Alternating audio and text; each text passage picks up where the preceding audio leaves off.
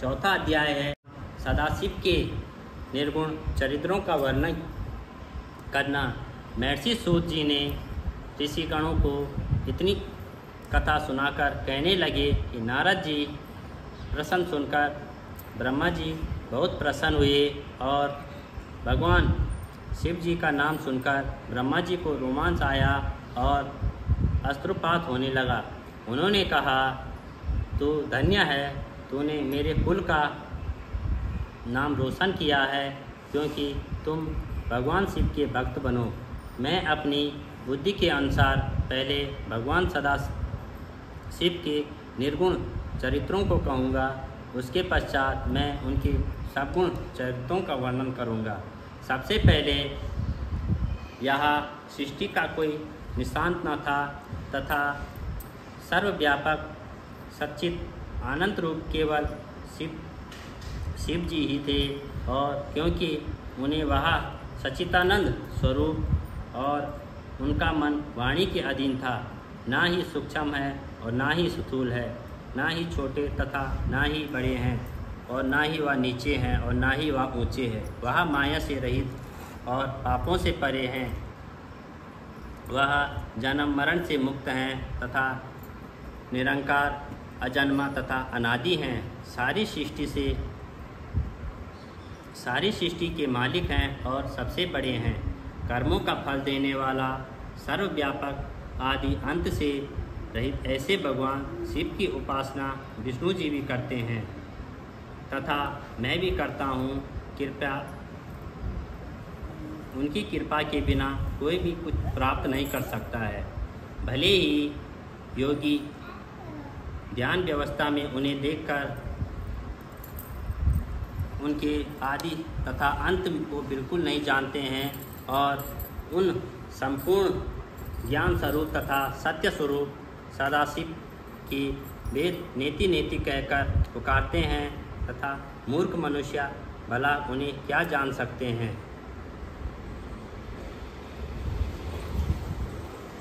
वह निर्गुण और बिना आँख के देखते हैं, कान के बिना सुनते हैं, बिना जिह्वा के बोलते हैं तथा बिना हाथों के सारे काम करते हैं तथा बिना पैरों के चलते हैं। जिस महापुरुष के ऐसे विलक्षण काम हो, उनकी स्तुति भला कौन कर सकता है।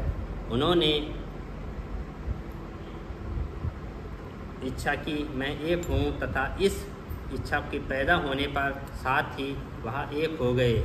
इस प्रकार निर्गुण और सगुण स्वरूप में कोई भेद नहीं है, और प्रभु सदाशिव के सगुण स्वरूप का केवल ध्यान करना ही समस्त फलों को प्राप्त करने वाला है। वही भगवान सदाशिव ब्रह्मा तथा विष्णु के उत्पन्न करने वाले सर्व कर्मों के साक्षी तथा विराट स्वरूप है।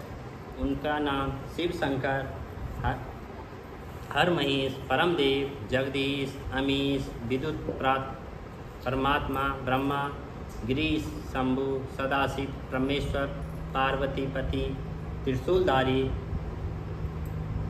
चक्रीकर्ता, धर्ता तथा आनंद को देने वाले हैं। उमापति भगवान शंकर गुणों से भरपूर सृष्टि ब्रह्मा एवं विष्णु को पैदा करने वाले हैं। ऐसे प्रभु की सदाशिव सबके स्वामी को वैष्णव विष्णु के नाम से, शक्ति के नाम से, सूर्य उपासक रवि के नाम से तथा गणेश जी उन्हें विनायक के नाम से जानते हैं।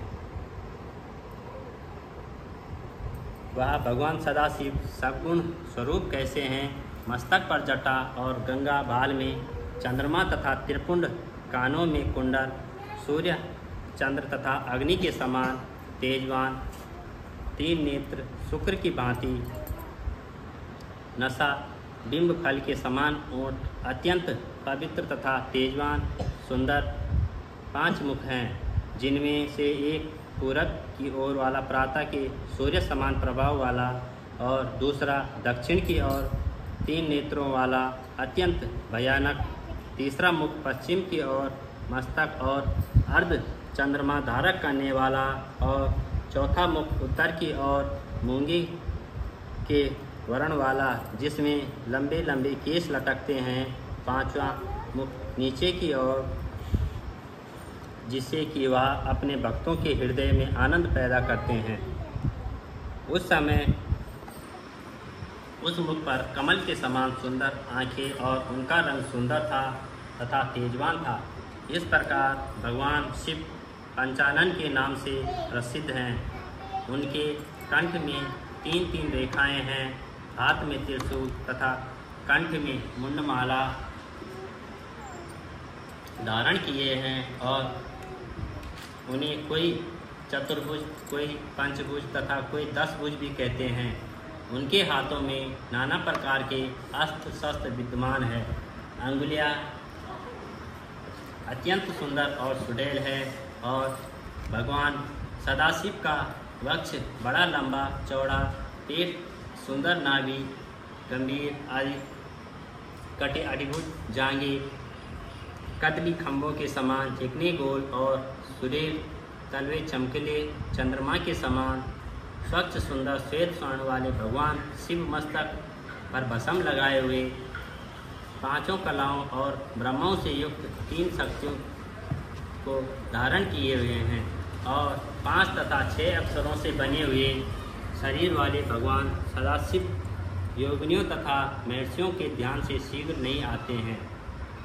जिस प्रकार वह अनेकों के ध्यान वाले भी हैं, लेकिन उनको जानने वाला यह कौन है। शंकर जी की महिमा नाम तथा ध्यान अनगिनत हैं, जिनके वेद पुराण तथा तपस्या भी नहीं जान सकते हैं, लेकिन उनकी कृपा से मूर्ख से भी मूर्ख दर्शन कर लेते हैं और प्रमाण के लिए गंगा व्याधि आदि के नाम से लिए जाते हैं। बिना प्रेम से उनको कोई नहीं दे सकता है। सगुण रूप में आकर सदाशिव ने अपनी शक्ति को पैदा किया है और स्वच्छ शरीर वाली, कभी नाश न होने वाली, शक्ति प्रदान, प्रकृति गुणवती, माया विकास से रहित जननी अंबिका, प्रकृति संपूर्ण लोकों की ईश्वरी, त्रिदेवों की माता, नित्य तथा मूल कारण कहलाई जाती है, जिसकी 8 भुजाएं हैं तथा जो विचित्र मुख वाली तथा सुबह है। भगवान सदाशिव को पार ब्रह्म तथा उमा को शक्ति रूप जानना चाहिए तथा सदाशिव ने उमा के साथ विहार करने के लिए शिवलोक नामक क्षेत्र की रचना की है। उसी समय क्षेत्र को काशी कहते हैं। इसी उत्तम नगरी में भगवान शिव शंकर जी ने एक रत्नमयी सुंदर भवन बनवाया तथा सुंदर नगरी को देखकर भगवान शिव शंकर जी ने अपनी शक्ति शिवा से कहा, यह स्थान बड़ा ही सुंदर और पवित्र है, मुझे बड़ा ही प्रिय है। यहाँ पर जीवों को भी किसी प्रकार का कष्ट नहीं मिलेगा। यहाँ कहकर भगवान शिव के साथ रहने लगी और भगवान शिव जी ने सृष्टि की रचना करने की इच्छा करके पार्वती से कहा कि हे प्रिया, मैं तुम्हें एक ऐसी बात कहूँगा जो मुझे तथा तुम्हें दोनों को सुख देने वाली है। और काशी विश्वनाथ भगवान की